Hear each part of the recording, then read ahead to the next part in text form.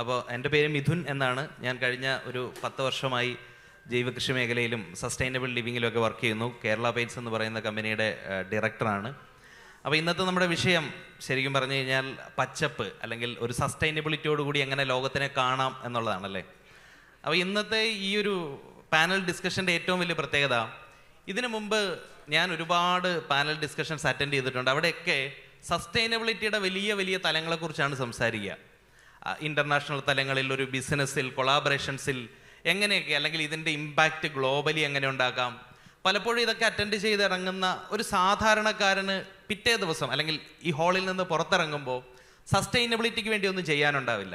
അപ്പോൾ നമ്മളിന്ന് ഡിസ്കസ് ചെയ്യാൻ, അല്ലെങ്കിൽ നമ്മളുടെ ഈ പാനൽ ഡിസ്കഷൻ്റെ ഒരു ഔട്ട്കം എന്ന് പറയുന്നത്, ഈ ഹാളിലുള്ള ഓരോ വ്യക്തിക്കും ഈ പാനൽ ഡിസ്കഷൻ കഴിയുമ്പോൾ സസ്റ്റൈനബിലിറ്റിയുടെ ഒരു സ്റ്റെപ്പ് എടുത്ത് വെക്കാനായിട്ട് സാധിക്കും. അല്ലെങ്കിൽ ഈ ഹാളിൽ നിന്ന് സസ്റ്റൈനബിലിറ്റി എന്താണെന്ന് മനസ്സിലാക്കി അത് സ്റ്റാർട്ട് ചെയ്തുകൊണ്ടായിരിക്കും നമ്മൾ പുറത്തേക്ക് പോകാനായിട്ട് പോകുന്നത്. അപ്പോൾ നമുക്ക് ഡിസ്കഷനിലേക്ക് പോകും. അതിനു മുമ്പ് നമുക്കറിയാം, സസ്റ്റൈനബിലിറ്റി നമുക്ക് ഒരുപാട് ഡെഫിനിഷനുകൾ പഠിക്കുന്നുണ്ട്, ഒരുപാട് കാര്യങ്ങൾ പഠിക്കുന്നുണ്ട്. പക്ഷേ ഏറ്റവും ചെറുതായിട്ട് പറഞ്ഞാൽ എന്തായിരിക്കും സസ്റ്റൈനബിലിറ്റി? സുസ്ഥിരത എന്ന് മലയാളത്തിൽ പറയും അല്ലേ. അപ്പോൾ ഈ സുസ്ഥിരത, സ്ഥിരം എന്ന് പറഞ്ഞാൽ പെർമനന്റ് എന്നാണ്. പക്ഷേ പ്രകൃതിയിൽ പെർമനന്റ് ആയിട്ട് ഒന്നുമില്ലെന്ന് നമുക്കറിയാം, എല്ലാം മാറിക്കൊണ്ടിരിക്കുകയാണ് അല്ലേ. ഒരു ചെടി ഇന്ന് കണ്ട പോലെ നാളെ കാണാൻ പറ്റില്ല. ചിലപ്പോൾ 2 തളിരില വന്നിട്ടുണ്ടാവും, അല്ലെങ്കിൽ ഒരു പൂ വന്നിട്ടുണ്ടാവും. Everything is changing. അപ്പോൾ സ്റ്റേബിൾ എന്നൊന്നില്ല. അപ്പോൾ എന്താണ് സസ്റ്റൈനബിൾ അല്ലെങ്കിൽ സുസ്ഥിരം? മാറ്റത്തിനൊപ്പം നിലനിന്ന് പോകുക എന്ന് പറയുന്നതാണ് അല്ലേ. അപ്പോൾ മാറ്റത്തിനൊപ്പം നിലനിന്ന് പോകണമെങ്കിൽ എന്തൊക്കെ വേണം? അതിന് ചില കാര്യങ്ങൾ വേണം. എപ്പോഴും നമ്മൾ സസ്റ്റൈനബിലിറ്റിയെ കുറിച്ചൊക്കെ പറയുമ്പോൾ ആമസോൺ കാടുകളെ കുറിച്ചൊക്കെ പറയും. കാരണം നേച്ചറിൽ നമ്മൾ കാണുന്ന ഏറ്റവും വലിയ സസ്റ്റൈനബിൾ മോഡൽ എന്ന് പറയുന്നത് ഫോറസ്റ്റ് ആണ് അല്ലേ. പ്രത്യേകിച്ച് നമ്മൾ മനുഷ്യർ ഇടപെട്ടില്ലെങ്കിൽ ഫോറസ്റ്റ് തന്നെ വലുതാകും, തന്നെ നിലനിൽക്കും. ആമസോൺ കാടൊക്കെ ശരിക്കും പറഞ്ഞാൽ അവർക്ക് വേണ്ട മഴ പോലും സ്വയമായിട്ട് പെയ്ച്ചെടുക്കും. അപ്പോൾ നേച്ചറിനെ നോക്കി പഠിച്ചാൽ നമുക്ക് സസ്റ്റൈനബിലിറ്റി എല്ലാ മേഖലയിലും വേണം അല്ലേ. കലയിൽ വേണം, എഡ്യൂക്കേഷനിൽ വേണം, ബിസിനസ്സിൽ വേണം, എല്ലാത്തിലും വേണം. അപ്പോൾ ഇന്ന് നമ്മൾ ഡിസ്കസ് ചെയ്യാൻ പോകുന്നത് നമുക്ക് ഓരോരുത്തർക്കും സ്റ്റാർട്ട് ചെയ്യാൻ പറ്റുന്ന സസ്റ്റൈനബിലിറ്റിയെ കുറിച്ചാണ്. അതിന് 2 വണ്ടർഫുൾ ഗസ്റ്റ് അല്ലെങ്കിൽ 2 പാനലിസ്റ്റുകൾ നമുക്കുണ്ട്. അവരുടെ പ്രത്യേകത ഡെയിലി ലൈഫിൽ എങ്ങനെ സിമ്പിളായിട്ട് സസ്റ്റൈനബിലിറ്റി കൊണ്ടുവരാം എന്ന് ഇംപ്ലിമെൻറ്റ് ചെയ്ത് കാണിച്ച, നമ്മളിവിടെ ഫെസ്റ്റിവൽ വില്ലേജൊക്കെ നിങ്ങൾ വിസിറ്റ് ചെയ്യുമ്പോൾ കാണാം, അതിനെ ഒരു ബിസിനസ് മോഡലാക്കി മാറ്റിയ 2 പേരാണ് mister Mujeeb and mister Latheef. അപ്പോൾ അവരോടാണ് ഇന്ന് നമ്മൾ സസ്റ്റൈനബിലിറ്റിയെ കുറിച്ച് കൂടുതൽ സംസാരിക്കാൻ പോകുന്നത്. നമസ്കാരം. അപ്പോൾ ഒരു സസ്റ്റൈനബിലിറ്റി ഓരോരുത്തർക്കും ഓരോന്നാണ്, അല്ലെങ്കിൽ ഏത് രീതിയിൽ വേണമെങ്കിലും ഓരോ രീതിയിൽ നമുക്ക് ഇൻ്റർപ്രറ്റ് ചെയ്യാൻ പറ്റുന്ന ഒന്നാണ്. അപ്പോൾ ഒരു ലോക്കൽ സസ്റ്റൈനബിൾ ലിവിങ് ഇംപ്ലിമെൻറ്റ് ചെയ്തുകൊണ്ടിരിക്കുന്ന ആളുകൾ എന്ന നിലയിൽ ഇപ്പോൾ നിങ്ങളോട് ചോദിക്കുകയാണെങ്കിൽ എന്തായിരിക്കും നിങ്ങളുടെ കണ്ണിലൂടെ നോക്കുന്ന സസ്റ്റൈനബിലിറ്റി? അതെങ്ങനെയാണ് നിങ്ങളുടെ ഒരു മേഖലയിൽ ഇംപ്ലിമെൻറ്റ് ചെയ്യുന്നതെന്ന്? നമസ്കാരം. പേര് പറഞ്ഞ് പരിചയപ്പെടുത്തില്ല, 3-4 വട്ടം പറഞ്ഞു. വളരെ ചുരുക്കം സമയമുള്ളതുകൊണ്ട് വളരെ ലളിതമായിട്ട് കാര്യങ്ങൾ പറഞ്ഞു പോകാമെന്ന് ഉദ്ദേശിക്കുന്നത്. ലോക്കൽ സസ്റ്റൈനബിൾ ലിവിങ് ഒരു സോഷ്യൽ എൻ്റർപ്രൈസ് ആണ്. ഒരു കമ്മ്യൂണിറ്റി ഡ്രിവൺ അല്ലെങ്കിൽ ഒരു കമ്മ്യൂണിറ്റി മോഡലിൽ വർക്ക് ചെയ്യുന്ന ഒരു സോഷ്യൽ എൻ്റർപ്രൈസ് ആണ്. നമ്മളുടെ പ്രധാനമായിട്ടുള്ളൊരു ഉദ്ദേശം സ്വന്തമായിട്ട് എന്തെങ്കിലും ചെയ്യാൻ താല്പര്യമുള്ളൂ. ആദ്യമായിട്ട് തന്നെ സെൽഫ് സസ്റ്റൈനബിൾ ആയിട്ട് അല്ലെങ്കിൽ സ്വന്തമായിട്ട് എന്തെങ്കിലും കോൺഷ്യസ് ആയിട്ട് ചെയ്യാൻ താല്പര്യമുള്ള ആളുകളെ ഒരു കുടക്കീഴിൽ ഒന്നിച്ച് കൊണ്ടുവരാം എന്നുള്ളൊരു ഉദ്ദേശത്തിൽ നമ്മൾ ഏകദേശം 10-12 വർഷം മുന്നേ നമ്മൾ വീട്ടിൽ നിന്ന് തുടങ്ങിയിട്ടുള്ളൊരു ചെറിയ ആശയമാണ്. പലപ്പോഴും യാത്ര ചെയ്യുമ്പോഴോ അല്ലെങ്കിൽ പലപ്പോഴും ഞങ്ങൾ 2 പേരും ആക്ച്വലി ഞങ്ങൾ കസിൻസാണ്. അപ്പോൾ പണ്ട് മുതലേ എല്ലാ കാര്യങ്ങളും ഒന്നിച്ചാണ്, എല്ലാ ഇനിഷ്യേറ്റീവുകളും ചെയ്യുന്നതും അല്ലെങ്കിൽ എന്തെങ്കിലും ക്രിയേറ്റീവായിട്ട് ചെയ്യുന്നതൊക്കെ ഒന്നിച്ചാണ്, യാത്രകളൊക്കെ ഒന്നിച്ചായിരിക്കും. അപ്പോൾ ഈ ഒന്നിച്ചുള്ള യാത്രകളിലും ഇതിലെല്ലാം ഉണ്ടായ ചിന്തയിൽ നിന്ന് ഇവോൾവ് ആയി വന്നിട്ടുള്ളതാണ് ലോക്കൽ സസ്റ്റൈനബിൾ ലിവിങ് എന്നുള്ള ഒരു ഇനിഷ്യേറ്റീവിൻ്റെ ഐഡിയ. അപ്പോൾ ഇതിൽ നമ്മൾ പ്രാക്ടീസ് ചെയ്യുന്ന ഒരു രീതി എന്താണെന്ന് വെച്ച് കഴിഞ്ഞാൽ, ആരെങ്കിലും ഇപ്പോൾ പ്രധാനമായിട്ട് നമ്മളുടെ വീട്ടിൽ ഞങ്ങളൊരു കൂട്ടുകുടുംബം പോലെ ജീവിക്കുന്ന ആളുകളാണ്. ഏകദേശം ഒരു 16 പേരുടെ ഒരു കുടുംബമാണ് ഒന്നിച്ച് താമസിക്കുന്നത്. അപ്പോൾ വീട്ടിൽ തന്നെ കുറേ സ്ത്രീകളുണ്ടായിരുന്നു. അപ്പോൾ അവരുടെ ഉള്ളിൽ തന്നെ ആദ്യമായിട്ട് എന്ത് നമുക്ക് വീട്ടിൽ ഒന്നിച്ച് ചെയ്യാം, വെറുതെ ഇരിക്കുന്ന സമയങ്ങളിൽ ചെയ്യാം എന്നുള്ള ആശയത്തിൽ, അത് ചെയ്യുമ്പോൾ കോൺഷ്യസ് ആയിട്ട് ചെയ്യാമെന്നുള്ളൊരു ആശയം കൂടി ഉണ്ടായി. അങ്ങനെ വളരെ ലളിതമായിട്ട് തുടങ്ങി അതിനെന്തുകൊണ്ട് കുറച്ചും കൂടി ഒരു വൈഡർ സ്പെക്ട്രത്തിലേക്ക് കൊണ്ടുവരാം. നമ്മളുടെ വീട്ടിൽ നിന്ന് അത് പുറത്തേക്ക് എത്തണം, അത് പിന്നീട് ഒരുപാട് ആളുകൾ അടങ്ങുന്ന ഒരു കമ്മ്യൂണിറ്റി ആക്കി മാറ്റണം എന്ന ഉദ്ദേശത്തിൽ തുടങ്ങുന്നതാണ്. കഴിഞ്ഞ 2 വർഷത്തിൽ ഞങ്ങൾ മരടിൽ ഞങ്ങൾക്കൊരു സ്പേസ് ഉണ്ട്. ഒരു പഴയൊരു തറവാടാണ്, ഒരു 200 വർഷം പഴക്കമുള്ളൊരു തറവാടുണ്ട്. അതിനോട് ചുറ്റിപ്പറ്റി ഒരു കാവുണ്ട്, 2 കുളമുണ്ട്. അപ്പോൾ ഈ ഒരു സ്പേസിനെ നമ്മൾ അതുപോലെ തന്നെ നിലനിർത്താം, അല്ലെങ്കിൽ അതിൽ പുതിയതായിട്ടൊന്നും ചെയ്യാതെ ആ സ്പേസിനെ അങ്ങനെ തന്നെ നിലനിർത്തിക്കൊണ്ട് ആ എക്കോസിസ്റ്റത്തിൽ പല ജീവജാലങ്ങളോടും ചേർന്ന് ഇണങ്ങി ഒന്നിച്ച് ജീവിക്കുക എന്നുള്ളതായിരുന്നു അതിൻ്റെ ഉദ്ദേശം. അപ്പോൾ അവിടെ ഒരുപാട് ആളുകൾ സ്വന്തമായിട്ട് ചെയ്യുന്ന പ്രൊഡക്ട്സ് അവിടെ കൊണ്ടുവന്ന് അവർ ഷോക്കേസ് ചെയ്യാറുണ്ട്, അവർക്ക് വേണ്ടിയിട്ടുള്ള വർക്ക്ഷോപ്പുകൾ ചെയ്യാറുണ്ട്. ഇനി ഈ ചെയ്ത വർക്ക്ഷോപ്പുകളിൽ നിന്ന് പഠിച്ചിട്ടുള്ള സാധനങ്ങൾ അവരുണ്ടാക്കി അവർക്കൊരു ഫെയർ ട്രേഡ് പ്രാക്ടീസിലേക്ക് കൊണ്ടുവരാനായിട്ട് ഞങ്ങൾക്ക് കേരളത്തിലെ ആദ്യത്തെ സസ്റ്റൈനബിൾ ഫെസ്റ്റ് ഓർഗനൈസ് ചെയ്യാൻ സാധിച്ചു ഓഗസ്റ്റിൽ. അതേ വർഷം തന്നെ 3 മാസങ്ങൾക്ക് ശേഷം ഡിസംബറിൽ 2ാമത്തെ ഒരു എഡീഷൻ കൂടി നടത്തി. അപ്പോൾ ഇതിനെ സസ്റ്റൈനബിൾ ആസ് ഇൻ എല്ലാ ആസ്പെക്റ്റിലും നമ്മളെപ്പോഴും സസ്റ്റൈനബിലിറ്റീനെ പച്ചപ്പ് എന്നുള്ളൊരു ഇതിൽ മാത്രം ടാഗ് ചെയ്യേണ്ടതല്ല. ഇപ്പം നമ്മൾ തന്നെ പറയുമ്പോൾ സസ്റ്റൈനബിലിറ്റി പ്രകൃതിയുമായിട്ട് ബന്ധം പക്ഷേ നമ്മളുടെ ഉദ്ദേശം പ്രകൃതി മാത്രമല്ല, അതിനകത്ത് എക്കണോമിക്കൽ സസ്റ്റൈനബിലിറ്റി ഉണ്ട്, സോഷ്യൽ സസ്റ്റൈനബിലിറ്റി ഉണ്ട്. അപ്പോൾ സാമ്പത്തികമായിട്ടും എല്ലാം സസ്റ്റൈനബിൾ ആവണം, സോഷ്യലി എല്ലാ ക്ലാസ്സിനെയും എല്ലാ മേഖലകളെയും ഒന്നിച്ചു നിർത്താനും കൂടി അതിനകത്ത് സാധിക്കുമ്പോഴാണ് അത് സസ്റ്റൈനബിൾ ആവുക. അത് എല്ലാവർക്കും ഓപ്പൺ ആയിരിക്കുകയും ചെയ്യണം. അപ്പോൾ അത്തരത്തിൽ ഇതിനെ നീഡി ആയിട്ടുള്ള ആളുകളെ ഒരു കുടക്കീഴിൽ കൊണ്ടുവരാന്നുള്ളൊരു ഉദ്ദേശത്തിനാണ് ലോക്കൽ സസ്റ്റൈനബിൾ ലിവിംഗ് എന്നുള്ളൊരു ഇനിഷ്യേറ്റീവിന് തുടക്കം കുറിച്ചത്. ഇതിൽ ഇപ്പോൾ പറഞ്ഞല്ലോ നമ്മൾ എന്ത് ചെയ്യുമ്പോഴും ഒരു കോൺഷ്യസ് ആയിട്ട് ചെയ്യുക അതാണ് എന്ന് പറഞ്ഞല്ലോ, അതിനൊന്ന് ഡിഫൈൻ ചെയ്തെന്ന് പറയാമോ? ഒന്ന് എങ്ങനെയാണ് ആ ഒരു കോൺഷ്യസ് ആയിട്ട് ചെയ്യുമ്പോൾ ഒരു സസ്റ്റൈനബിലിറ്റിയിലേക്ക് നമുക്ക് വരാൻ പറ്റുക എന്നുള്ളത്? സസ്റ്റൈനബിലിറ്റി എന്നുള്ള വാക്ക് പറയുമ്പോൾ ഓരോരുത്തർക്കും ഓരോ മനസ്സിൽ ഓരോ മീനിങ് ഉണ്ടാവാം, ഓരോരുത്തർക്കും ഓരോ പെർസ്പെക്റ്റീവ് ആയിരിക്കും. പിന്നെ അത് ഭയങ്കര സീരിയസ് ആയിട്ടുള്ളൊരു ടോപ്പിക്ക് പോലെയാണ് എല്ലാവരും ഒക്കെ ഭക്ഷണമൊക്കെ കഴിച്ച് വന്നിങ്ങനെ ഇരിക്കണം. അപ്പോൾ പൊതുവെ എനിക്കറിയില്ല, പല സീരിയസ് ചർച്ചകൾ നടക്കുന്നുണ്ടാവും. നമ്മളെ സംബന്ധിച്ച് വെച്ചാൽ ഇപ്പോൾ നമ്മളുടെ സസ്റ്റൈനബിലിറ്റി ഇപ്പോൾ മുജീബ് പറഞ്ഞ പോലെ ബേസിക്കായിട്ട് സ്വന്തമായിട്ട് എന്തെങ്കിലും ഇഷ്ടമുള്ള കാര്യങ്ങൾ ചെയ്യുക, അത് സെൽഫ് സസ്റ്റൈനബിൾ ആവാൻ വേണ്ടി. ആ ചെയ്യുന്ന കാര്യം കോൺഷ്യസ് ആയിട്ട് ചെയ്യുക എന്ന് പറയുന്നത് നമ്മൾക്ക് ചുറ്റുപാടും ഉള്ളതിന് അല്ലെങ്കിൽ ചുറ്റുവട്ടത്തുള്ള ആളുകൾക്കോ അല്ലെങ്കിൽ പരിസ്ഥിതിക്കോ ഒന്നും വലിയ ഉപദ്രവം ഇല്ലാത്ത രീതിയിൽ എന്ത് ചെയ്യാൻ പറ്റും എന്നുള്ളതാണ്. അപ്പോൾ നമ്മൾ എന്ത് കാര്യങ്ങൾ ചെയ്യണ്ടെങ്കിലും ചില പ്രാക്ടീസുകളിലൂടെ നമ്മൾ ചെയ്യുന്നതിൻ്റെ ഇമ്പാക്റ്റ് കുറയ്ക്കാൻ പറ്റും.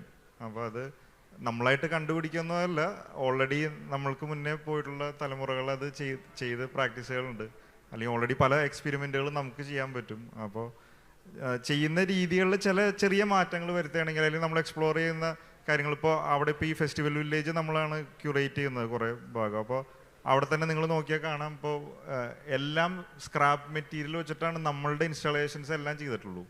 ഈവൺ ആ സ്റ്റോൾ ഇട്ടേക്കുന്ന ടേബിളാണെങ്കിൽ പോലും കാർഗോ പാക്ക് ചെയ്ത് വരുന്ന വുഡ്, പാലറ്റ് വുഡ് എടുത്തിട്ട് അത് വെച്ചിട്ട് ടേബിൾ ഉണ്ടാക്കി എടുത്തേക്കണം. അപ്പോൾ അങ്ങനെ ഇതിൻ്റെ സാധ്യതകളെ കാണിക്കുക എന്നുള്ളതാണ് നമ്മൾ ജസ്റ്റ് ചെറിയ ചെറിയ പ്രാക്ടീസുകൾ ചെയ്യണം. അപ്പോൾ പിന്നെ പച്ചപ്പെന്ന് പറഞ്ഞപ്പോൾ പോലെ ഇപ്പോൾ നമ്മളുടെ സ്പേസ് ആണെങ്കിലും 200 കൊല്ലത്തോളം പഴക്കമുള്ള വീടും കുറച്ച് കാടും മണ്ണും ചെടിയും ഈ പറഞ്ഞ പല ജീവജാലങ്ങളൊക്കെ ഉള്ളൊരു സ്പേസാണ്, ഒരു എക്കോസിസ്റ്റമാണ്.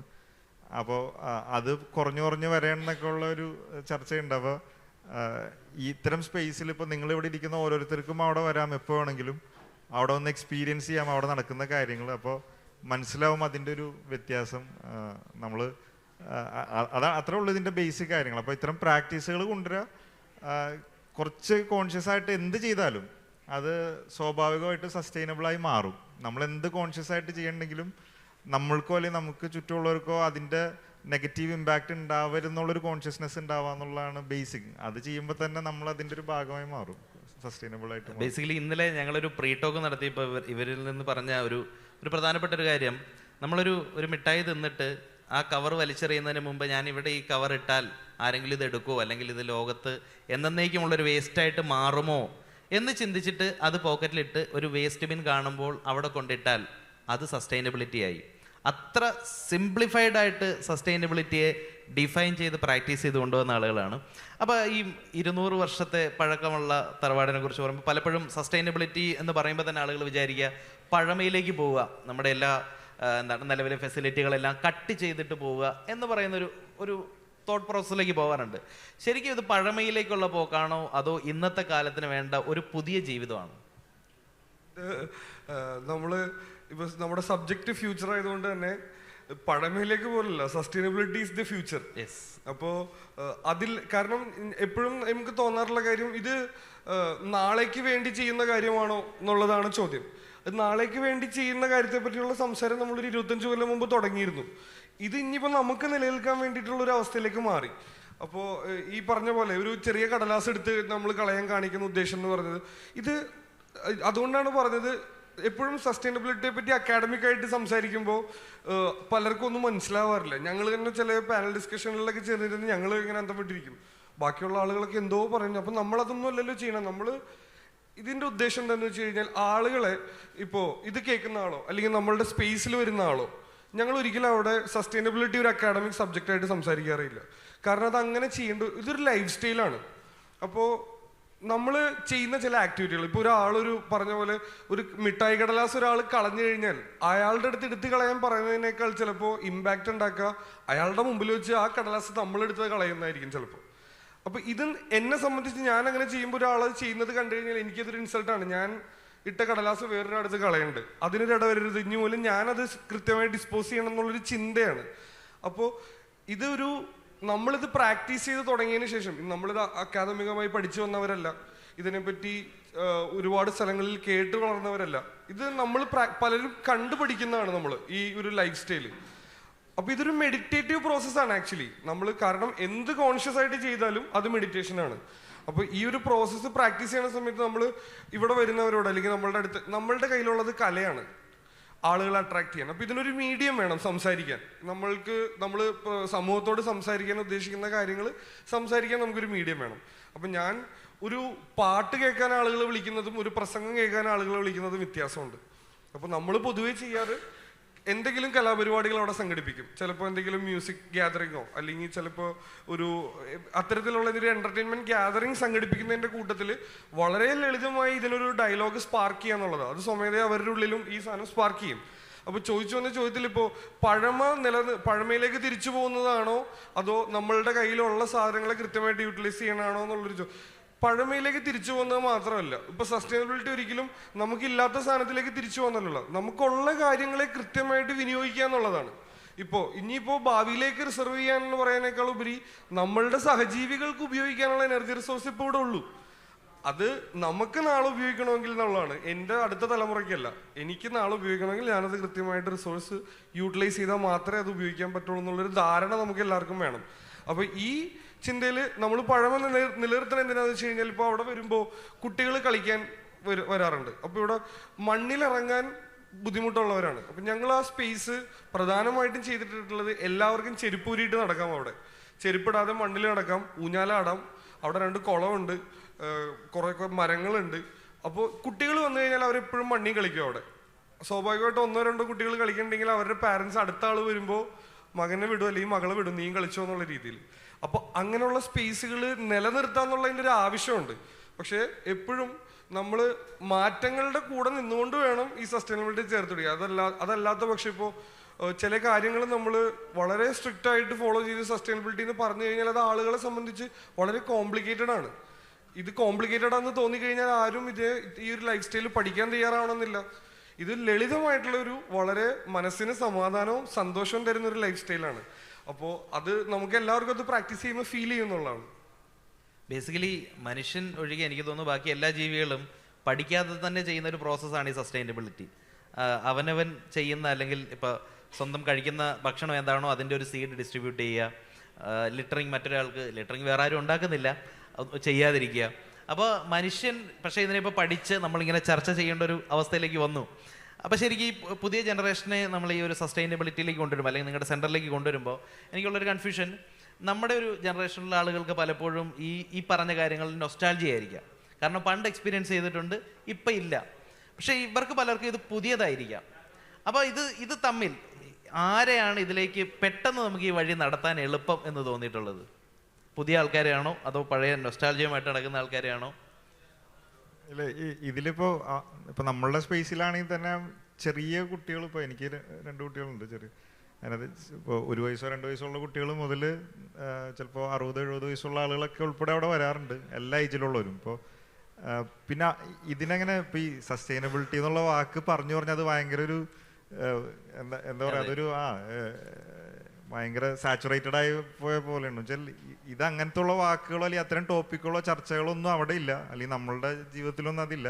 ഇപ്പം ഇത്തരം സാഹചര്യങ്ങൾ സംസാരിക്കണമെന്നുള്ളൂ. മറ്റേതിപ്പോൾ അവിടെയൊക്കെ നിങ്ങൾ വരികയാണെങ്കിൽ തന്നെ അവിടെ എന്തെങ്കിലും ആക്ടിവിറ്റികൾ ഉണ്ടാവും. ഇപ്പോൾ ഏതെങ്കിലും വർക്ക്ഷോപ്പുകൾ നടക്കുന്നുണ്ടാവും, പെർഫോമൻസുകൾ നടക്കുന്നുണ്ടാവും, അല്ലെങ്കിൽ പ്രൊഡക്റ്റ് സ്റ്റോറായിട്ട് ഇട്ടിട്ടുണ്ടാവും. എല്ലാം ഇപ്പോൾ ലോക്കൽ എന്നുള്ള പേരിട്ട് തന്നെ നാട്ടിൽ നിന്ന് തന്നെ അല്ലെങ്കിൽ നമുക്ക് ചുറ്റുമുള്ള റിസോഴ്സുകൾ കണ്ടെത്തുക, അത്തരം ചെയ്യുന്ന പ്രൊഡക്റ്റുകളെ കണ്ടെത്തുക, അത്തരത്തിലുള്ള ആർട്ടിസ്റ്റുകളെ എല്ലാവരും പ്രൊമോട്ട് ചെയ്യുക എന്നുള്ളതാണ്. അപ്പോൾ അതിനകത്ത് എല്ലാ ഏജ് കാറ്റഗറിയും വരുന്നുണ്ട്. പിന്നെ അവിടെ വന്നു കഴിഞ്ഞാൽ ഇതൊരു ഈ സസ്റ്റൈനബിലിറ്റി എന്നുള്ള വലിയ ടാഗോ പരിപാടികളൊന്നുമില്ല അവിടെ. ചിലപ്പോൾ അവിടെ വന്ന് കുറച്ചു നേരം അവിടെ വന്ന് ചിലപ്പോൾ PhD പഠിക്കുന്ന ആൾ അവിടെ നിന്ന് മുറ്റടിക്കുന്നുണ്ടാവും. ഇപ്പോൾ നമ്മൾ കട്ട വിരിക്കാത്ത മുറ്റമൊന്നും കാണാറില്ല, പക്ഷെ അവിടെ അങ്ങനത്തെ കട്ട വിരിച്ച മുറ്റമൊന്നുമില്ല. അവിടെ വന്ന് പല ഈ പറഞ്ഞ പോലെ ആ സ്പേസിനെ നല്ല രീതിയിൽ എക്സ്പ്ലോർ ചെയ്യുക, എൻജോയ് ചെയ്യുക എന്നുള്ളതാണ്. അല്ലാതെ ഇതിനങ്ങനെ ഒരു ഏജ് കാറ്റഗറി അല്ലെങ്കിൽ ഇതിനെ ഒരു ക്ലാസിഫിക്കേഷനൊന്നുമില്ല. ഇപ്പോൾ കേട്ടിരിക്കുന്നവരൊക്കെ വിചാരിക്കുന്നത് ഇതെന്തോ ഇത് അങ്ങനത്തെ ഒരു വലിയ സീരിയസ് ആയിട്ടുള്ള ഭാരമായിട്ടുള്ള ടോപ്പിക്കോ കാര്യങ്ങളൊന്നുമല്ല. വളരെ സിമ്പിളായിട്ട് നമ്മൾ ഡെയിലി ചെയ്യുന്ന കാര്യങ്ങൾ, അല്ലെങ്കിൽ ചിലപ്പോൾ നേരത്തെ ചെയ്തുകൊണ്ടിരുന്ന, ഇപ്പോൾ നമ്മളെയൊക്കെ സംബന്ധിച്ച് നൊസ്റ്റാൾജി ആയിരിക്കും ചിലപ്പോൾ ഇപ്പോഴത്തെ ജനറേഷനിൽ. എനിക്കറിയില്ല ഇപ്പോൾ ചിലപ്പോൾ നമ്മൾ മുമ്പിലിരിക്കുന്നവർക്ക് എല്ലാവർക്കും ഉണ്ടോന്ന്. അതൊരു എക്സ്പീരിയൻസ് ചെയ്യാന്നുള്ള. അപ്പോൾ ആർക്കും അതൊരു കടിച്ചാൽ പൊട്ടാത്തതായിട്ടുള്ള ഒന്നും നമ്മളുടെ പ്രാക്ടീസുകളിലില്ല. രസമുള്ള വാല്യൂ ഉള്ള ചില കാര്യങ്ങളാണ് അവിടെ. ആർക്കും എന്നാലും എൻജോയ് ചെയ്യാൻ പറ്റുന്ന കാര്യങ്ങളെ അവിടെ ഉള്ളൂ. നമ്മളങ്ങനെ ഒരു സ്പേസ് കണ്ടെത്തി ചെയ്യുന്നതെന്ന് വെച്ച് കഴിഞ്ഞാൽ ഇത് എക്സ്പീരിയൻസ് ചെയ്യാൻ വേണ്ടിയത്. ചിലപ്പോൾ നമ്മളുടെയൊക്കെ ജനറേഷൻ വരെ ഇതൊരു നൊസ്റ്റാൾജി ആയിട്ട് ഉണ്ടാവും. അതിന് ശേഷമുള്ള അറിയില്ല, ചിലപ്പോൾ പലർക്കും അത് എക്സ്പ്ലോർ ചെയ്യാൻ പറ്റിയിട്ടുണ്ടാവില്ല, അങ്ങനെ ഒരു എക്സ്പീരിയൻസ് കിട്ടിയിട്ടുണ്ടാവില്ല. അപ്പോൾ ഇത്തരം സ്പേസുകൾ ഒരു പബ്ലിക്കിന് എല്ലാവർക്കും അവിടെ വരാം, അവിടെ വന്ന് അത് എൻജോയ് ചെയ്യാം എന്നുള്ള ഒരു സാധ്യത ഉണ്ടാക്കുന്നത് അത് ഇതിനു മുമ്പ് അനുഭവിച്ചിട്ടില്ലാത്തവർക്ക് അങ്ങനെ അവിടെ വന്ന് എക്സ്പ്ലോർ ചെയ്യാൻ വേണ്ടിയിട്ടാണ്. അപ്പോൾ അവിടെ അല്ലാതെ വലിയ ചർച്ചകളോ ഇതുപോലെ സംസാരങ്ങളൊന്നുമില്ല. അപ്പോൾ അവിടെ വരുമ്പോൾ എന്തെങ്കിലും പരിപാടികളൊക്കെ നടക്കണ്ടാവും, പതുക്കെ അതിൻ്റെ ഭാഗമായിട്ട് മാറും എന്നുള്ളത്. അപ്പോൾ അല്ലാതെ വേറെ കോംപ്ലിക്കേറ്റഡ് ആയിട്ടുള്ള പ്രാക്ടീസുകളോ അല്ലെങ്കിൽ ഇപ്പോൾ ഇന്ന ജനറേഷന് മനസ്സിലാവാത്ത രീതിയിലായിട്ടുള്ള ഒന്നുമില്ല അവിടെ. ബേസിക്കലി എനിക്ക് തോന്നുന്നു നമ്മുടെ ഒരു ചർച്ചയുടെ ഒരു ആകെ മൊത്തം പറഞ്ഞു കഴിഞ്ഞാൽ സസ്റ്റൈനബിലിറ്റി പഠിക്കേണ്ട ഒരു വിഷയമേ അല്ല, നമ്മുടെ നാച്ചുറാലിറ്റിയാണ് അല്ലേ. എല്ലാ ജീവികളുടെയും ഒരു നാച്ചുറാലിറ്റിയാണ്. നമ്മൾ ജീവിക്കുമ്പോൾ നമ്മുടെ സന്തോഷം കണ്ടെത്തുമ്പോൾ നമ്മുടെ എൻവയോൺമെൻറ്റിനോ മറ്റ് ജീവികൾക്കോ ഒന്നും ഒരു ദോഷവും വരുന്നില്ല, അല്ലെങ്കിൽ അതിനെ കുറച്ചുകൂടി നല്ലതാക്കുന്നു. ഇപ്പോൾ അപ്സൈക്ലിംഗ് ഒക്കെ ചെയ്യുമ്പോൾ നേച്ചറിൽ ചിലപ്പോൾ വേസ്റ്റായി കിടക്കുന്ന ഒരു സംഗതിയെ കുറച്ചുകൂടെ ഒരു ബ്യൂട്ടിഫുൾ ആക്കുമ്പോൾ എല്ലാ തലത്തിലും ഒരു മെൻ്റൽ അല്ലെങ്കിൽ ഫിസിക്കൽ എല്ലാ തലത്തിലും ഒരു സാറ്റിസ്ഫാക്ഷൻ കൂട്ടുന്ന ഒരു പ്രോസസ്സ്. അത് ഓരോ ചെറിയ പ്രവൃത്തിയിലും ചെയ്തു പോയാൽ അത് തന്നെയാണ് സസ്റ്റൈനബിലിറ്റിയുടെ അടിസ്ഥാനം. അപ്പോൾ അത് നമുക്ക് ഓരോരുത്തർക്കും തുടങ്ങാവുന്നതാണ്. നമ്മുടെ കൈകളിൽ നിന്ന് അല്ലെങ്കിൽ ഇവിടെ നിന്ന് പുറത്തിറങ്ങുമ്പോൾ മുതൽ നമ്മൾ ചെയ്യുന്ന ഓരോ കാര്യങ്ങളെയും ഈ ഒരു ബേസിക് പ്രിൻസിപ്പിൾ വെച്ച് നമ്മളൊന്ന് അനലൈസ് ചെയ്ത് നോക്കിയാൽ, ഞാൻ ഈ ചെയ്യുന്നത് എനിക്ക് സന്തോഷം തരുന്നതിനോടൊപ്പം ചുറ്റുമുള്ള എൻവയോൺമെൻറ്റിനെ നന്നാക്കുന്നുണ്ടോ, നേച്ചറിനെ നന്നാക്കുന്നുണ്ടോ, അങ്ങനെ ഒരു തോട്ട് കൂടെ കൊണ്ടുവരാൻ പറ്റിയാൽ എല്ലാവരും സസ്റ്റൈനബിലിറ്റിയുടെ പാതയിലാണെന്ന് പറയാം. അപ്പോൾ എനിക്ക് തോന്നുന്നു ഇതിനേക്കാൾ ലഘുമായ ഒരു എക്സ്പ്ലനേഷൻ അതിന് കൊടുക്കാൻ പറ്റില്ല അല്ലേ. അപ്പോൾ സ്വാഭാവികമായിട്ടും നിങ്ങളെ സംബന്ധിച്ച് എന്തെങ്കിലും ക്വസ്റ്റ്യൻസ് ചോദിക്കാനുണ്ടെങ്കിൽ ചോദിക്കാം. ഒരു 3 minute Q&A ഉണ്ടെങ്കിൽ ചോദിക്കാം. യെസ്.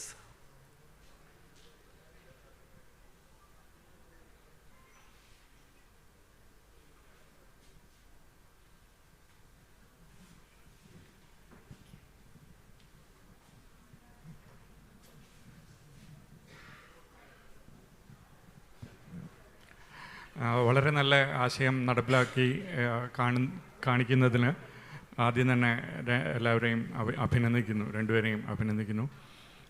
ചോദ്യതാണ്, ഒരു ലൈഫ് സ്റ്റൈലിനെ പറ്റിയിട്ട് പറഞ്ഞു. ഇപ്പോൾ ഇതൊരു കോളേജ് ക്യാമ്പസാണ്. അപ്പോൾ ഇവിടെ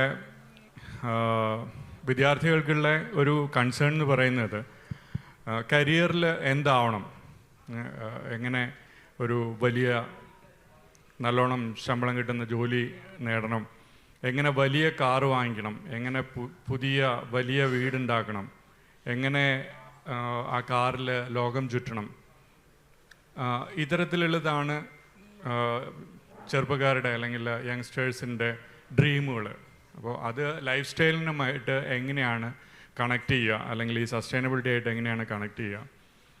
ഇതിൽ ഉള്ള കോൺഫ്ലിക്റ്റ് എന്ന് വെച്ച് കഴിഞ്ഞാൽ ഇങ്ങനെ സസ്റ്റൈനബിളായിട്ട് ഉള്ള ഡ്രീമുകൾ ഉണ്ടാക്കി കഴിഞ്ഞാൽ കാറ് വേണ്ട, പഴയ വീട് മതി, കോട്ടൺ ഡ്രസ്സ് മതി, വെജിറ്റേറിയൻ മതി എന്നൊക്കെയുള്ള തീരുമാനങ്ങൾ എടുത്തു കഴിഞ്ഞാൽ അത് അവരുടെ ജീവിതത്തിനെ സാരമായിട്ട് ബാധിക്കില്ലേ? നമ്മൾ ഈ ജീവിക്കുന്ന ലോകത്തിനെയും അത് സാരമായിട്ട് ബാധിക്കില്ലേ? ഇത്തരത്തിലുള്ള ഇൻസ്റ്റിറ്റ്യൂഷൻസിനെയും ബാധിക്കില്ലേ എന്നുള്ളതാണ് ചോദ്യം. ബേസിക്കായിട്ട് ഇപ്പോൾ ഇരിക്കുന്ന ഞങ്ങൾ രണ്ടുപേരും എന്താണെങ്കിലും അങ്ങനെ വലിയ റോൾ മോഡൽസ് ഒന്നുമല്ല.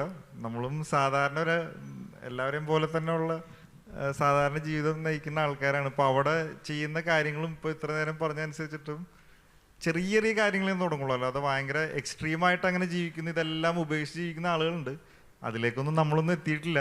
അതാണ് ഇത്തരം കാര്യങ്ങൾ സംസാരിക്കാൻ പോലും, വലിയ വലിയ കാര്യങ്ങൾ അങ്ങനെ സംസാരിക്കാൻ പോലും നമ്മൾക്ക് അതിനുള്ള ഒരു ഇതുണ്ടെന്ന് തോന്നുന്നില്ല, വോയിസ് ഉണ്ടെന്ന് തോന്നുന്നില്ല. മറ്റൊന്ന്, ഇപ്പോൾ ഇതിലെ ക്യാപ്ഷൻ പറയണ പോലെ തന്നെ ഫ്യൂച്ചർ വിഷയമാണ് എന്നുള്ളൊരു എന്തൊരു ഫ്യൂച്ചർ വിഷയമാണ്, എന്തൊരു പ്രശ്നമാണെന്നുള്ള പോലെ ചെറിയൊരു, ഇപ്പം നമ്മളെ സംബന്ധിച്ച് ഇപ്പോൾ ഈ ഒരു ത്രെഡ് ഉണ്ട് വന്ന് സംസാരിക്കുമ്പോൾ ഫ്യൂച്ചറിൽ ഇതിൽ കാണുന്ന പോലെ ഇപ്പോൾ റോബോട്ടും സംഭവമൊക്കെ ഓക്കെ, ഇപ്പോൾ ചാറ്റ് GPT ഒന്നും വരുമ്പോൾ തന്നെ പലരുടെയും ജോലി പോയി എന്നുള്ള ടെൻഷനൊക്കെ ഉണ്ട്. ഇപ്പോൾ റോബോട്ടും കാര്യങ്ങളൊക്കെ ഉണ്ടാക്കുക നല്ല കാര്യം. പക്ഷേ നമ്മളിതിൽ ചെയ്യണ പ്രാക്ടീസ് എന്ന് വെച്ചാൽ ഇപ്പോൾ ചിലപ്പോൾ ഇൻ്റർനെറ്റ് ആണെങ്കിൽ തന്നെ 2G 3G 4G ഇപ്പോൾ 5G ഒക്കെ വന്ന് അങ്ങനെ ഫാസ്റ്റ് പേസിൽ എല്ലാവരും അതേ പേസിൽ തന്നെ നമ്മളും ഭയങ്കര ഫാസ്റ്റായിട്ട് എന്തൊക്കെയോ ചേസ് ചെയ്ത് പോയിക്കൊണ്ടിരിക്കുന്നുണ്ട്. പതുക്കെ ഒന്ന് ഗ്രൗണ്ടഡ് ആക്കാൻ, ഒന്ന് സ്ലോ ഡൗൺ ചെയ്യാം, കുറച്ചും കൂടിയും കാര്യങ്ങൾ ഗ്രൗണ്ടഡ് ആയിട്ട് എക്സ്പ്ലോർ ചെയ്യാം, കുറേ കാര്യങ്ങളൊക്കെ ഉണ്ട് എന്നുള്ളത് കാണിക്കാൻ മാത്രമാണ് നമ്മൾ ചെയ്യണം. നമ്മളും കാർ ഉപയോഗിക്കുന്ന ആൾക്കാരാണ്, വീട് ഉണ്ട്, അല്ലെങ്കിൽ വസ്ത്രം ഉപയോഗിക്കുന്നുണ്ട്, ചെരുപ്പ് ഉപയോഗിക്കുന്നുണ്ട്, യാത്രകൾ പോകണമാണ്. പക്ഷേ ഈ പറഞ്ഞ പോലെ അങ്ങനത്തെ ഒരു എക്സ്ട്രീം ലെവലിൽ ജീവിക്കുന്നവരും അല്ല. ഒന്ന് നമ്മൾ പതുക്കെ അതിനെങ്ങനെ ചെറിയ രീതിയിൽ കൺട്രോൾ ചെയ്ത് കൊണ്ടുവരാൻ പറ്റും എന്നുള്ള കുറേ കാര്യങ്ങൾ നമുക്ക് ചെയ്യാൻ പറ്റും. അത് നമ്മളുടെ ഓരോ ഭക്ഷണത്തിൻ്റെ ആണെങ്കിലും, വസ്ത്രമോ യാത്ര ചെയ്യണോ വാഹനമോ വീടോ ഒക്കെ ആണെങ്കിലും പതുക്കെ ചെറിയ രീതിയിലല്ല, ഒറ്റയടിക്ക് നമുക്ക് എല്ലാം സ്റ്റോപ്പ് ചെയ്ത് ഇതിലേക്ക് എക്സ്ട്രീം ആവണമെന്നൊന്നും ഒരു നിർബന്ധവുമില്ല. നമ്മളും അങ്ങനെ ജീവിക്കുന്ന ആളുകളല്ല. മറ്റൊന്ന്, ഇതിൻ്റെ ഇപ്പോൾ കോളേജിലൊക്കെ പഠിച്ച് ചിലപ്പോൾ 1-2 കൊല്ലം കഴിഞ്ഞ് പുറത്തിറങ്ങുമ്പോൾ എന്ത് ജോലി കിട്ടും, എന്ത് ശമ്പളം ഉണ്ടാവും, അല്ലെങ്കിൽ എന്തെങ്കിലും സ്വന്തമായിട്ട് ബിസിനസ് ചെയ്യണം, അല്ലെങ്കിൽ മെയിൻ ഒരു വിഷയം ഫ്യൂച്ചറിലൊരു വിഷയമുള്ള വരുമാനവും, അപ്പോൾ അല്ലെങ്കിൽ ജീവിക്കാനായിട്ടുള്ള പൈസ തന്നെ വേണം. നമ്മൾ ഈ ചെയ്തേക്കുന്ന പ്രാക്ടീസ് എന്ന് വെച്ച് കഴിഞ്ഞാൽ ഇതൊരു ബിസിനസ് സ്ഥാപനമാണ്. ലോക്കൽ സസ്റ്റൈനബിൾ ലിവിംഗ് എന്ന് പറഞ്ഞൊരു പാർട്ട്ണർഷിപ്പ് ഫേമാണ്. സോഷ്യൽ എൻ്റർപ്രൈസ് എന്ന് പറഞ്ഞൊരു കാറ്റഗറിയിൽ പെടുത്താവുന്നതാണ്. അതായത് പ്യുവർ കൊമേഴ്ഷ്യൽ ബിസിനസ് ചെയ്യുന്നതല്ല, ഇത്തരത്തിലുള്ള സോഷ്യൽ ഇമ്പാക്റ്റ് ഉണ്ടാക്കാവുന്ന ഒരു ഇനീഷ്യേറ്റീവാണ് ലോക്കൽ എന്ന് പറയുന്നത്. ഇതൊരു ഫോർ പ്രോഫിറ്റ് സ്ഥാപനം തന്നെയാണ്. എന്ന് വെച്ചാൽ ഒരു അഗ്രസീവായിട്ട് കൊമേഴ്ഷ്യൽ ആസ്പെക്റ്റിൽ മാത്രം വർക്ക് ചെയ്യണമല്ല. ഇതിൻ്റെ ഈ രീതിയിലാണ് അതിൻ്റെ വർക്കിംഗ് സ്ട്രക്ചർ. ഡീറ്റെയിൽഡായിട്ട് ആർക്കെങ്കിലും ഇൻട്രസ്റ്റ് ഉണ്ടെങ്കിൽ ചർച്ച ചെയ്യാവുന്നതാണ് പിന്നീട്. ഇതിൽ നിന്ന് വരുമാനം ഉണ്ടാകുന്നുണ്ട്. ഇപ്പോൾ നമ്മൾ ഈ ഒരു സെഷനിൽ ഈ ഒരു സ്റ്റേജിലേക്ക് വിളിച്ചിരുത്തുന്നുണ്ടെങ്കിൽ തന്നെ അതിൽ നിന്ന് കിട്ടുന്നൊരു അപ്രിസിയേഷൻ ആയിരിക്കാം. നമ്മളിപ്പോൾ അവിടെ ഇപ്പോൾ പല പല ഈവൻസും കാര്യങ്ങളും ആക്ടിവിറ്റീസൊക്കെ ചെയ്യുമ്പോൾ എല്ലാത്തിനും അതിനൊരു റവന്യൂ സോഴ്സും കൂടി വച്ചിട്ടാണ് ചെയ്യുന്നത്. ഇത് ജസ്റ്റ് ഒരു ചാരിറ്റി ഓർഗനൈസേഷനൊന്നുമല്ല. വേണമെങ്കിൽ അങ്ങനെ നമുക്ക് ചെയ്യാമായിരുന്നു, പക്ഷേ അതല്ല ഇതിൻ്റെ സ്ട്രക്ചർ ചെയ്തേക്കണം. സ്വന്തമായിട്ട് നമുക്ക് വരുമാനം, നമ്മളും സെൽഫ് സസ്റ്റൈനബിളായിട്ട് മുന്നോട്ട് പോകാവുന്ന രീതിയിലാണ് നമ്മൾ സ്ട്രക്ചർ ചെയ്തേക്കണം. അപ്പോൾ ഇതൊന്നും ഭയങ്കരമായ റോക്കറ്റ് സയൻസ് ഒന്നുമില്ല ഇതിനകത്ത്. ചെറിയ ചെറിയ എന്താ പറയുക ടെക്നിക്കുകൾ നമ്മൾ ഉപയോഗിച്ച് ചെയ്യണം, അത്രേ ഉള്ളൂ. പിന്നെ സസ്റ്റൈനബിലിറ്റി എന്ന് പറയുന്ന ഈ ഒരു ടോപ്പിക്കിന് അല്ലെങ്കിൽ ആ ഒരു ആസ്പെക്റ്റിന് ഭീകരമായ സ്കോപ്പ് ഉണ്ട്. ഇപ്പോഴത്തെ എല്ലാ കോർപ്പറേറ്റ് സ്ഥാപനങ്ങളിലും എല്ലായിടത്തും ഒരു CSR ഇനീഷ്യേറ്റീവ്സ് ഉണ്ടാവും. അതിനെങ്ങനെ യൂട്ടിലൈസ് ചെയ്യണം എന്നുള്ളത് വേറെ വിഷയം. പക്ഷേ എന്നാൽ പോലും അതിന് ഭയങ്കരമായ സ്കോപ്പ് ഉണ്ട്. നമ്മൾക്കുൾപ്പെടെ നമ്മളൊരുപാട് പ്രൊഡക്റ്റുകൾ ഇതുപോലെ സ്വന്തമായിട്ട് ചെയ്യുന്ന ആളുകളുടെ അടുത്ത് നിന്ന് സോഴ്സ് ചെയ്യുന്നതാണ്, കോർപ്പറേറ്റ് ഗിഫ്റ്റിങ്ങിനൊക്കെ ഉപയോഗിക്കുന്നതാണ്. അപ്പോൾ ബൾക്കായിട്ട് നമുക്ക് അവിടെ നിന്ന് ഒരു സെയിൽ നടക്കാറുണ്ട്, അതിൽ നിന്ന് നമുക്കൊരു മാർജിൻ കിട്ടാറുണ്ട്. അങ്ങനെ ഇപ്പോൾ ഇതിനു വേണ്ടി ഇപ്പോൾ നമ്മളുടെ ഈ ഫെസ്റ്റിവൽ വില്ലേജിൽ തന്നെ വർക്ക് ചെയ്യുന്ന വോളണ്ടിയേഴ്സ്, അത് എനിക്ക് തോന്നുന്നു ഏകദേശം ഒരു 30ഓളം ആളുകളുണ്ട്, പല ഏജിലുള്ളവർ. അവരെ സംബന്ധിച്ച് ഇതിൽ നിന്നൊരു റെമ്യൂണറേഷൻ വെച്ചിട്ട് തന്നെ നമ്മൾ ചെയ്യണത്. അല്ലാതെ ആരും ഫ്രീ ആയിട്ട് ഇതെല്ലാം ഉപേക്ഷിച്ച് വരുന്ന ആരുമല്ല. സാധാരണ എല്ലാവരും പോലെ തന്നെ ജീവിക്കുന്ന ഒരു ഇതാണ് നമ്മളുടെ ജീവിതശൈലി. പിന്നെ ഈ ഇനീഷ്യേറ്റീവ് ഇത്തരം സസ്റ്റൈനബിൾ ആസ്പെക്റ്റിലൂടെ നമ്മൾ എന്തെങ്കിലും ചെയ്യുന്നുണ്ടെങ്കിൽ തന്നെ അത് ഒന്നും വിട്ടൊഴിഞ്ഞ് നമുക്ക് എല്ലാം നഷ്ടപ്പെട്ടു പോകണോ അല്ലെങ്കിൽ അതിൽ നിന്നൊരു സാമ്പത്തിക മെച്ചം ഇല്ല എന്നുള്ളതല്ല. അത് നമ്മളെങ്ങനെ അതിനെ ഡിസൈൻ ചെയ്യണോ അതുപോലെ അതിന് നമ്മൾ തന്നെ അതിൻ്റെ ഉദാഹരണം. ഇപ്പോൾ ഒരുപക്ഷെ അതായിരിക്കും ഇപ്പോൾ സംസാരിക്കാൻ ഇവിടെ വിളിക്കാനും കാരണം. നമ്മൾ ഡിസൈൻ ചെയ്ത അങ്ങനെ ചെയ്യാൻ പറ്റും എന്ന് കാണിക്കുകയാണ് നമ്മൾ ചെയ്യണത്. ഇപ്പോൾ മാഷ് ചോദിച്ചതിലുള്ള ഒരു ചോദ്യത്തിലെ പ്രധാന കൺസേൺ ഈ സസ്റ്റൈനബിലിറ്റി ഒരു വള്ളിയാവോ എന്നുള്ളതാണ്. അതായത് ഈ ലൈഫ് സ്റ്റൈൽ ഫോളോ ചെയ്ത് കഴിഞ്ഞാൽ ഞാൻ എൻ്റെ പൊസിഷൻസ് ഒക്കെ വിടേണ്ടി വരുമോ, അല്ലെങ്കിൽ ഞാൻ എൻ്റെ ആർഭാടങ്ങൾ ഉപേക്ഷിക്കേണ്ടി വരുമോ? ഇപ്പോൾ പലർക്കുള്ള രണ്ട് സംശയങ്ങളാണ്. ഒന്ന്, ഈ ഒരു ലൈഫ് സ്റ്റൈല് ഇതുപോലെ കോംപ്ലിക്കേറ്റഡ് ആണോ? രണ്ട്, എനിക്കുള്ള സുഖ സൗകര്യങ്ങൾ ഉപേക്ഷിക്കേണ്ടി വരുമോ? ഇത് അവിടെയാണ് നമ്മൾ ആദ്യം പറഞ്ഞത്, ഇത് വളരെ ലളിതമാണ്, ഇത് മനുഷ്യന് സന്തോഷം തരുന്ന ഒരു ആക്ടിവിറ്റിയാണ്. അതിൻ്റെ അർത്ഥം നമ്മൾ ഒരിക്കലും നമ്മളുടെ ഉള്ള പൊസിഷൻസ് കളയാന്നോ? ഇത് സ്വാഭാവികമായിട്ടൊരു കമ്മ്യൂണിറ്റി ചേർന്ന് വരുമ്പോൾ ഉണ്ടാകുമ്പോൾ ഞങ്ങളെല്ലാവരും വേറെ വേറെ, ഇപ്പോൾ നമ്മളുടെ പേര് വെച്ചതിൻ്റെ അടിയിലാണെങ്കിൽ കാണാം നമ്മളുടെ ജോലി വേറെയാണ്, നമ്മൾ വേറൊരു ജോലി ചെയ്യുന്ന ആളാണ്. ഇതൊരു ലൈഫ് സ്റ്റൈൽ പ്രാക്ടീസ് ആയിട്ട് കൂടെ കൊണ്ടുപോകാൻ പറ്റിയിട്ടുള്ള ഒരു ആക്ടിവിറ്റി ആയിട്ടാണ് കണ്ടത്. അപ്പോൾ വീടുണ്ട്, എന്നാൽ ഞാൻ പറഞ്ഞ പോലെ ഇതിനകത്ത് രസകരമായിട്ടുള്ള കാര്യം, ചില കോളേജുകളിലാണ് ഇപ്പോൾ ഫാഷൻ ഇതൊക്കെ ഇതിനകത്തൊരു സസ്റ്റൈനബിലിറ്റി ആയിട്ട് കണക്ട് ചെയ്യാവുന്ന സബ്ജക്റ്റ് ആണല്ലോ. ചില ആളുകൾ നല്ല രസകരമായിട്ട് അവരുടെ ഡ്രസ്സുകളെ അപ്സൈക്കിൾ ചെയ്തിട്ട് അല്ലെങ്കിൽ അതിനെ റീപർപ്പസ് ചെയ്തിട്ട് ഭയങ്കര ഫാഷനബിൾ ആയിട്ട് വസ്ത്രം ധരിക്കുന്നവരുണ്ട്. ഈ സസ്റ്റൈനബിലിറ്റി അവർ സംസാരിക്കുന്ന അവരുടെ സ്റ്റൈലിലൊക്കെയാണ് ചിലവർ. അപ്പോൾ ഇതൊരിക്കലും നമ്മളുടെ സ്റ്റൈലിനെ സാച്ചുറേറ്റ് ചെയ്ത് കളയുന്നതോ അല്ലെങ്കിൽ നമ്മുടെ ലൈഫ് സ്റ്റൈലിനെ സാച്ചുറേറ്റ് ചെയ്യുന്നതോ ഒരിക്കലും ആണെന്ന് ഞാൻ വിശ്വസിക്കുന്നില്ല പേഴ്സണലി. ഇത് നമ്മളുടെ ജീവിതത്തിന്റെ കോൺഷ്യസ്നെസ്സിനെ നമ്മൾ കുറച്ചും കൂടിയും അലേർട്ടായിട്ട് കോൺഷ്യസ് ആയിട്ട് ചെയ്യുന്ന കാര്യങ്ങൾ ചെയ്യാന്നുള്ളതാണ്. ആ ചിന്തയാണ് പ്രധാനമായിട്ടും നമ്മളെല്ലാവരെയും ഈ ഒരു ലൈഫ് സ്റ്റൈലിൽ നിന്ന് പിന്നോട്ട് വലിക്കാൻ വേണ്ടിയിട്ട് പ്രേരിപ്പിക്കണമെന്ന് എനിക്ക് തോന്നിയിട്ടുള്ളത്. കാരണം ഇതൊരു വള്ളിയാവോ, ഞാൻ ഈ ലൈഫ് സ്റ്റൈൽ പ്രാക്ടീസ് ചെയ്ത് കഴിഞ്ഞാൽ എൻ്റെ സുഖ സൗകര്യങ്ങളൊക്കെ ഉപേക്ഷിക്കേണ്ടി വരും? ഒരിക്കലും അല്ല. അത് ചെയ്യുന്ന കാര്യങ്ങൾ കോൺഷ്യസ് ആയിട്ട് ചെയ്യുക. അതൊരിക്കലും, ഞാൻ പറഞ്ഞു, ഞങ്ങൾ ഇന്നലെ പ്രീ ടോക്ക് നടത്തിയ സമയത്ത് പറഞ്ഞു, ഈ സീറോ വേസ്റ്റ് ലിവിങ് എന്നൊക്കെ പറഞ്ഞു കഴിഞ്ഞാൽ ആൾക്കാർക്ക് അതൊന്നും, ഞങ്ങൾ ആരും ഒരിക്കലും സീറോ വേസ്റ്റ് ലിവിങ്ങിനെ പറ്റി അതൊക്കെ പറഞ്ഞു കഴിഞ്ഞാൽ എന്താ പ്രശ്നം എന്ന് വെച്ച് കഴിഞ്ഞാൽ, ഇവിടെ ഇപ്പോൾ ഈ ഇരിക്കുന്ന ജയിലിലെ കുട്ടികൾ, ഞാൻ പറയാം, ഇത് ഡിപ്പാർട്ട്മെന്റിൽ നിന്ന് പറഞ്ഞുകൊണ്ടിരിക്കുന്നതായിരിക്കും 100%. അല്ലാതെ ഈ സബ്ജക്റ്റിനെ പറ്റി താല്പര്യപ്പെട്ട് എത്ര പേര് ഇരിക്കണം എന്നുള്ളതല്ല. അത് അവിടെയാണ് അതിൻ്റെ ഒരു കോൺഫ്ലിക്റ്റ് വരുന്നത്. നമ്മൾ ഇത് താല്പര്യത്തിലേക്ക് കൊണ്ടുവരണമെങ്കിൽ അവർക്ക് ഇഷ്ടപ്പെട്ട കാര്യങ്ങൾ ചെയ്യണം, അവർക്ക് ഇഷ്ടപ്പെട്ട കാര്യങ്ങളെ പറ്റി തന്നെ സംസാരിക്കണം. അതൊരു കോംപ്ലിക്കേറ്റഡ് കാര്യമാണെന്ന് തോന്നിക്കഴിഞ്ഞാൽ സ്വാഭാവികമായിട്ട് അതിൽ നിന്ന് വലിയേ ഉള്ളൂ. ബേസിക്കലി എനിക്ക് തോന്നിയ ഒരു അഡീഷൻ, ഞാനൊരു ബിസിനസ്സുകാരനാണ്. മെയിൻലി സസ്റ്റൈനബിലിറ്റിയിൽ തന്നെ ഒരു കേരള പെയിന്റ് എന്ന് പറയുന്ന ബ്രാൻഡ് ബിൽഡ് ചെയ്ത ഒരാളും കൂടെയാണ്. അപ്പോൾ എനിക്ക് പറയാൻ പറ്റുന്നൊരു കാര്യം, ഫ്യൂച്ചറിൽ ഏറ്റവും അധികം ലക്ഷറി അനുഭവിക്കാൻ പറ്റുന്നൊരു മേഖലയാണ് സസ്റ്റൈനബിലിറ്റി. കാരണം ലോകത്തിൻ്റെ ഇത് നീഡുണ്ട്. അപ്പോൾ അവിടെ നിങ്ങൾ കാർ ഉപേക്ഷിക്കുകയോ വീട് ഉപേക്ഷിക്കുകയോ നിങ്ങളുടെ ലക്ഷറി ഉപേക്ഷിക്കുകയോ അല്ല ചെയ്യുക. അതിന് പകരം അതിനെ ബാലൻസ് ചെയ്യാൻ എന്താണ് നേച്ചറിന് കൊടുക്കാൻ പറ്റുക, ഇതൊന്ന് പ്ലാൻ ചെയ്താൽ. അതായത് ഒരു സിമ്പിൾ എക്സാമ്പിൾ, ഞാൻ കഴിഞ്ഞ ദിവസം പറഞ്ഞ ഒരു ബിസിനസ് ഐഡിയ ഒരാളുമായിട്ട് ഡിസ്കസ് ചെയ്തതാണ്. നമ്മളെല്ലാവരും, ലോകത്തിൽ എല്ലാ ജീവികളും അവർ കഴിക്കുന്ന ഭക്ഷണത്തിൻ്റെ സീഡ് വിതരണം ചെയ്യാറുണ്ട്. ഒരു അണ്ണാൻ മാമ്പഴം കഴിച്ചാൽ അതിൻ്റെ വിത്ത് കൊണ്ടിടും അടുത്തൊരു സ്ഥലത്ത് മുളയ്ക്കാൻ. ഏതൊരു ജീവിയും, ഒരു കിളി, ഏതൊരു ജീവിയും വിത്ത് വിതരണം ചെയ്യും. പക്ഷേ നമ്മളിൽ എത്ര പേര് കഴിഞ്ഞൊരു 10 വർഷത്തിനിടയ്ക്ക് നമ്മൾ കഴിക്കുന്ന ഏതെങ്കിലും ഭക്ഷണത്തിൻ്റെ വിത്ത് എവിടെയെങ്കിലും നട്ടിട്ടുണ്ടാവും? നമ്മുടെ വിചാരം നമുക്ക് വേണ്ടി ആരോ കൃഷി ചെയ്യുന്നുണ്ടെന്നുള്ളതാണല്ലേ. പക്ഷെ സത്യത്തിൽ ആരെങ്കിലും ഉണ്ടോ? അങ്ങനെ ഒരാളില്ല, നമ്മളെ ആരും ഏൽപ്പിച്ചിട്ടില്ല. ഒരു ദിവസം നമ്മൾ സൂപ്പർ മാർക്കറ്റിൽ ചെല്ലുമ്പോൾ നിങ്ങൾക്ക് വേണ്ടി കൃഷി ചെയ്തുകൊണ്ടിരുന്ന കർഷകൻ റിട്ടയർഡായി, നിങ്ങൾക്ക് ഇനി ആ പ്രൊഡക്റ്റ് ഇല്ല എന്ന് പറഞ്ഞാൽ നമ്മുടെ ലക്ഷ്യം എവിടെ തീർന്നു? അതിനർത്ഥം ഇന്ന് കോർപ്പറേറ്റ് ജോലി ചെയ്യുന്ന ആൾ ഈ ജോലി വിട്ടിട്ട് നാളെ പോയി കൃഷി ചെയ്യണമെന്നാണോ? അയാൾക്ക് വേണമെങ്കിൽ ഒരു കർഷകനെ കണ്ടെത്തി സ്പോൺസർ ചെയ്യാം, അതിനൊരു സിസ്റ്റമായിട്ട് കൊണ്ടുവരാം. ഈ ഒരു സിസ്റ്റം ബിൽഡ് ചെയ്താൽ അതൊരാൾക്ക് ഒരു ബിസിനസ്സാണ് അല്ലേ. ഇപ്പം നമ്മൾ കാർ ഉപയോഗിച്ചുകൊണ്ടിരിക്കുന്നത്, ഈ കാറ് ഉപേക്ഷിക്കുകയാണോ വേണ്ടത്? അതിനാണിപ്പോൾ ഹൈഡ്രജൻ എനർജിയെക്കുറിച്ച് നമ്മൾ റിസർച്ച് നടത്തിക്കൊണ്ടിരിക്കുന്നത്. അപ്പോൾ അതൊരു ബാലൻസിങ് ആണ്. ഹൈഡ്രജൻ എനർജി ഒരു ഓൺട്രപ്രണർ കണ്ടുപിടിച്ചാൽ $1 മില്യൺ ബിസിനസ് ആണല്ലേ. അപ്പോൾ ഇങ്ങനെ നമ്മുടെ മുമ്പിൽ ഇന്നുള്ള ഫെസിലിറ്റികളെ മെയിൻറ്റെയിൻ ചെയ്യാൻ എവിടെ ബാലൻസ് ചെയ്യണം, ഇത് കണ്ടെത്താൻ പറ്റിയാൽ ഏറ്റവും വലിയ സാധ്യത കിടക്കുന്നത് സസ്റ്റൈനബിലിറ്റിയിലാണ്. അതിലൂടെ യാതൊരു ലക്ഷറിയും ഉപേക്ഷിക്കേണ്ട. അപ്പോൾ വളരെ സിമ്പിളായിട്ട് പറഞ്ഞാൽ, ചെയ്യുന്ന എന്ത് കാര്യവും, ഞാനൊരു മനുഷ്യ ജീവിയാണ്, ഞാൻ എക്സിസ്റ്റ് ചെയ്യുന്നൊരു ജീവിയാണ്, എൻ്റെ ചുറ്റും ഒരുപാട് ജീവജാലങ്ങളുമായിട്ട് ബന്ധപ്പെട്ട് ജീവിക്കുന്ന ജീവിയാണ് എന്നൊരു ബോധം ഓരോ പ്രവൃത്തിയിലും ഉണ്ടായാൽ അതാണ് സസ്റ്റൈനബിലിറ്റി. അപ്പോൾ എന്തായാലും ഈ ഒരു ഡിസ്കഷൻ സസ്റ്റൈനബിലിറ്റീനെ വളരെ ലൈറ്റാക്കാൻ സാധിച്ചു. ഇവിടുന്ന് ഈ ഹോളിൽ നിന്ന് ഇറങ്ങുമ്പോൾ തന്നെ എല്ലാവർക്കും പ്രാക്ടീസ് ചെയ്യാൻ പറ്റുന്ന രീതിയിലേക്ക് ആക്കി തരാൻ സാധിച്ചു എന്ന് വിശ്വസിക്കുന്നു. അതിനു വേണ്ടിയിട്ട് ഇവർക്ക് രണ്ടുപേർക്കും ഹൃദയം നിറഞ്ഞ ഒരു വലിയ നന്ദി. Thank you.